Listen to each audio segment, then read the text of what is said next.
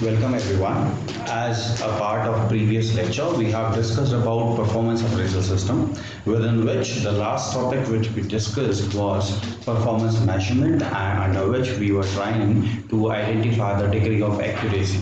So, as we can see from this chart, that degree of accuracy is achieved when we have direct measurement and the measurement consists objectivity into it. So the higher objectivity will be available and the direct method will be utilized, direct way of measuring being utilized, then we'll have high level of accuracy. And if we don't have the direct method, it means the actual person is not going to observe the things, going to measure the things. In spite of it, the representative is going to measure, but still the measurement consists objectivity, then we'll have high level of accuracy at least. So for attaining accuracy in measurement, we must have objectivity part available inside it. Now along with that, while evaluating someone's performance, there might have certain biasness involved, which can be discussed as follows. Now, biasness with respect to evaluator can be categorized under these heads. The first, which is available, called halo effect, with respect to any characteristics which is positively available with any individual and favored by the evaluator. In that case, if the results favor to the individual on the basis of that characteristics, then the biasness is called halo effect. So halo means a kind of aura which is available with the individual and liked by the evaluator. So halo effect may come up with a wrong individual to be get promoted, to be get higher ranking on the basis of the characteristics availability which is liked by the evaluator. The another opposite of it is called horn effect, that is the biasness available in the evaluator, in which when an individual who has to be get evaluated possesses such characteristics which is not liked by the evaluator, and on the basis of that unlikeliness the person gives him or her less evaluation, or we can say lower level of performance outcome, then the biasness exists. So while minimizing both the kind of biasness, we can put objectivity into picture, where the dimension of measuring someone's performance is not affected by individuals biasness, or we can say subjectivity, but is just consisting measurement against the given criteria in an objective manner. The another type of biasness is available called central tendency, where the evaluator evaluates all the individuals, those need to be evaluated under any performance evaluation in a similar category of central evaluation. Like taking an example, if we have to mark individual against 50 points, then each individual being marked under the categories of 25, 26, 28 or around the 25 number. So that will be not a clear-cut demarcation and declaration about each individual, but it will be giving that mostly all the candidates are up to the similar capacity. So the central tendency is the way through which we can come up with a concern of who is the best among all the available individuals. For this particular thing, again, we can come up with objectivity, means can add on with some fraction of criteria within the overall evaluation, so that each criteria can be evaluated, and when the individual evaluator is engaged to evaluate each criteria, the biasness of central tendency can be removed. Another factor of biasness is extremeness, which is similar to central tendency, but it may be the lowest extremeness or maybe the highest extremeness. Now, when we look forward for this, again taking the same example, for individuals to be evaluated against 50 points, when all the individuals being provided points in a lower category like 10, around 10, 11, 12, 8, 9. So all these, if every individual being evaluated under this category, that will be the lowest extremeness. And the other part is the higher extremeness, where every individual being given extremely high marks. Again, like if 50 is a point under which the individual has to be get evaluated, we are evaluating like 48, 47, 46, 49. So all these will be giving us again a situation of where we cannot decide whom do we get the advantage of promotion, or who is actually the right person with the right set of competencies. So again, to sort it out this particular set of biasness, we can come up with the objectivity. As we have in central tendency, we can include more detailed, elaborated dimensions of criteria, evaluation criteria for any individual's performance evaluation. The fragmentation of 50 points can be done in case of 50 points is an example. So 50 points can be done into different further categories so that the evaluator is engaged to evaluate against each category, and that will be reaching to the right set of outcome.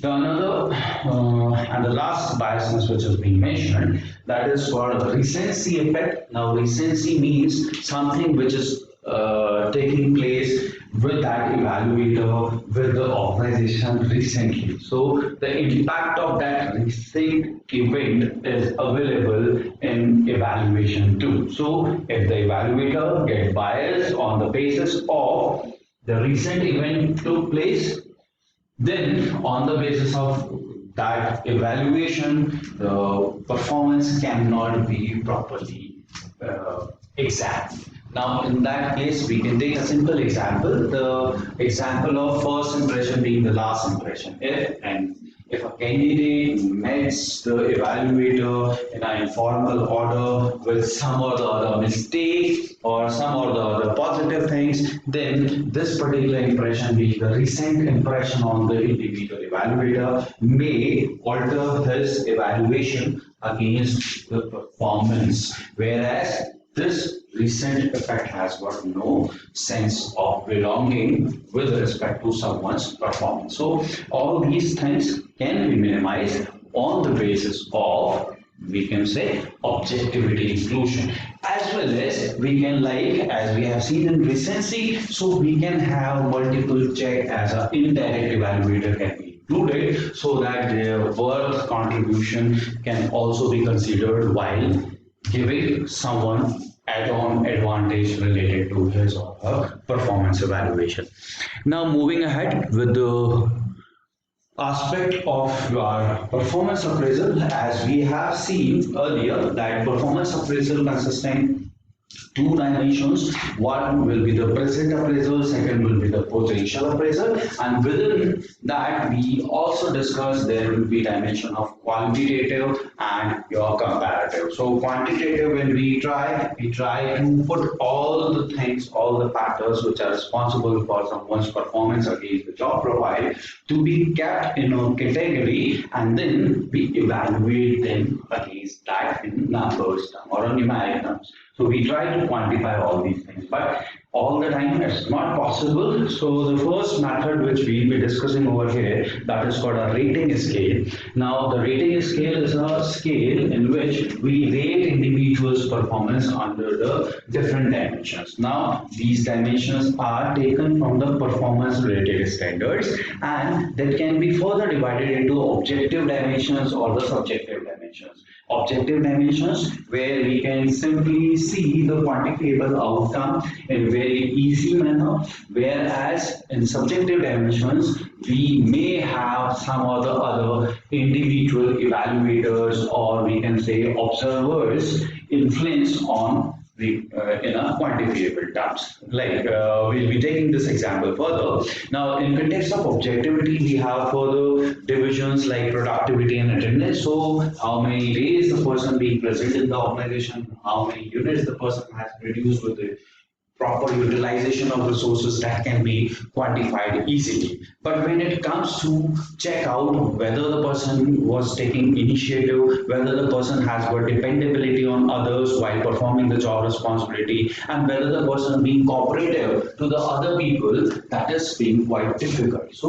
while measuring these dimensions, as we can see in context of demand evaluation in economics, we identify that utility being converted into cardinal and ordinal, where we convert these utility related, or we can say satisfaction conversion, into utility or utils. So similarly, the subjectivity dimensions being further divided into certain areas of performance, and then the person's initiative, dependability, cooperation, likewise dimensions being evaluated. Now, how we evaluate them, how we categorize them, that can be seen through this chart, that these are the dependability related dimension, productivity dimension, attention and initiative. So we may give a weightage of each dimension, may be given a weightage of 10 according to the job profile, and accordingly the person can be given numbers out of it. So we can quantify someone's performance against all these measures. Then on the basis of that, we can check whether these particular things are being available. Now the question comes whether how we will decide a profile consists or an individual consists of a set of characteristics or not, that can be determined on the basis of a method called your checklist. Now checklist is a kind of method where we identify that there are certain factors which are available with respect to the job profile, and then we check whether these factors are available in the individual or not while evaluating that person's performance and contribution. So in that case, we can simply say there are performance related criteria and then status of their presence within the individual or individual's performance. Then we can simply say that whether they have met the standards of productivity, whether they've been regular, whether they've been performing extra work whenever asked, whether they've been cooperative, whether they've been disciplined. So all these particularly are the dimensions of performance. These are the performance dimensions, and against these dimensions we just check whether these things are available. And then within the rating scales, what we can do, we can rate them with the weightage of the numbers which we can allocate according to the weightage of each factor within the job profile. So the weightage need to be checked whether these are more important in the any job profile or not. That should be decided on the basis of job related factors. So in further detailing of these particular dimensions, as we have seen, there are two things were available for any job profile. One is being KPAs, that is a key performance areas, means what are the most important thing available in any job profile, and the second is key result areas, KRAs. So we try to convert all the KPAs in terms of KRAs. That becomes the criteria of evaluating things in numeric terms, and then we provide them with their presence through checklists. We provide them numbers and rating scale, and we are able to identify whether the person is capable of performing higher responsibilities and should be promoted or not. Now, moving ahead further, there is another method which is called critical incident method. So, this critical incident method is quite important. So, we can simple way to understand this particular thing is that there are different situations within the organization, and with respect to all those situations, organization comes up with different kind of solutions. So, we check for a respective situation whether there was individual performance being very effective, being efficient, and how that person has contributed inside it. So against any kind of incident, we check how the performance being delivered by individual, and on the basis of that the person is being provided with performance appraisal. So it can be stated like that it is a method of gathering facts from domain experts or less experienced users of the existing system to gain knowledge of how to improve the performance of individuals involved. So this is providing the current way of performance being given, and that along with that we come across with how the performance can be improved related to individual. The detail will be discussed in the next lecture.